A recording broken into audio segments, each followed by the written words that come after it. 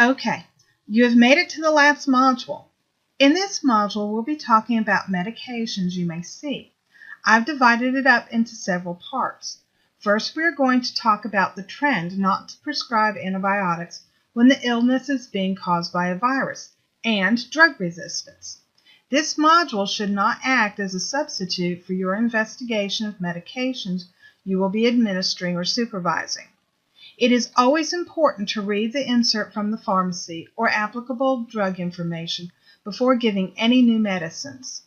First, I will talk about the broad category, then about the medications that are often seen in this category when caring for a person with a disability, a mental health issue, or chronic illness.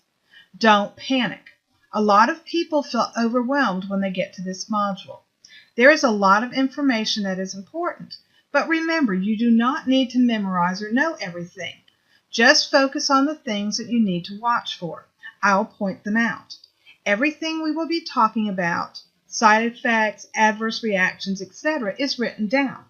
You can find most of the information you need to know in the pamphlet from the pharmacy, or you can look online at websites like drugs.com, WebMD, and RxList.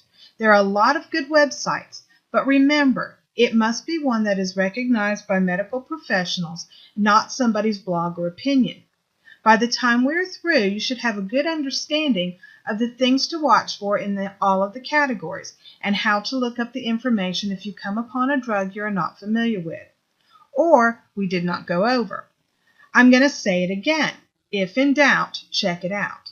Ask your supervisor. They will be able to help you to decide the next step. To medicate or not to medicate? That is the question. In the 1980s, when my children were small, it seemed as though every time we went to the pediatrician, we left with a prescription for amoxicillin.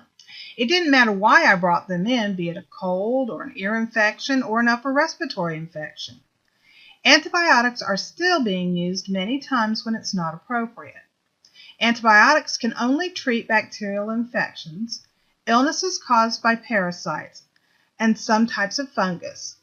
According to the Academy of Family Physicians, inappropriate use of antibiotics is a risk to personal and public health. Viruses cause most colds, the stomach flu, upper respiratory infections, some sinus infections, and some ear infections.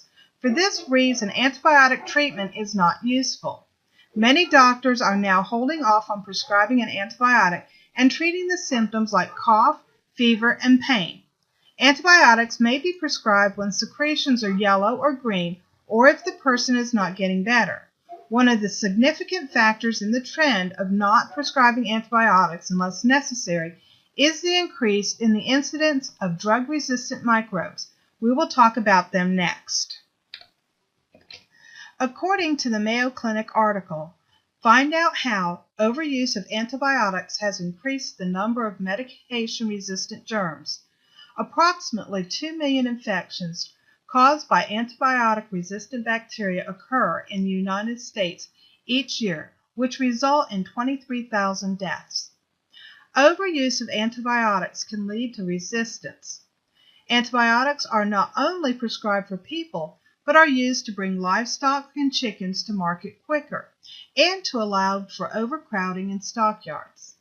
Every time an antibiotic is used, sensitive bacteria are killed, but resistant strains may be left to grow and multiply. They can spread and cause infections that certain antibiotics cannot cure. In the fight against drug-resistant microbes, there have been campaigns to inform the public of the dangers and ways to help prevent resistance. Doctors are prescribing few antibiotics for sinuses, colds, and other ailments that are usually caused by viruses. Consumers are pressuring food manufacturers to remove antibiotic from stock feed. You see many meat products now advertising they are antibiotic-free. But there are more things that consumers can do to help prevent drug resistance. Don't use antibiotics for viruses like colds or the flu. Don't pressure your doctor to give you an antibiotic. When taking antibiotics, follow directions carefully and finish your medicine even if you feel better. If you stop the treatment too soon, some bacteria may survive and reinfect you. Don't save antibiotics for later use or use someone else's prescription. The appropriate use of antibiotics, known as antibiotic stewardship, can help to preserve the effectiveness of current antibiotics, extend the lifespan of current antibiotics, protect people from antibiotic-resistant infections, and avoid effects from using antibiotics inappropriately. You are caring for Richard, a 32-year-old male with cerebral palsy. Richard is wheelchair-bound, has a Foley catheter as a result of neurogenic bladder issues. He has been prescribed Microbes for 10 days to combat a urinary tract infection. He's feeling better, and the bladder spasms have stopped. He would like to stop taking the Microbes because he says that he always has an upset stomach and underlying nausea. What do you do? Perfect.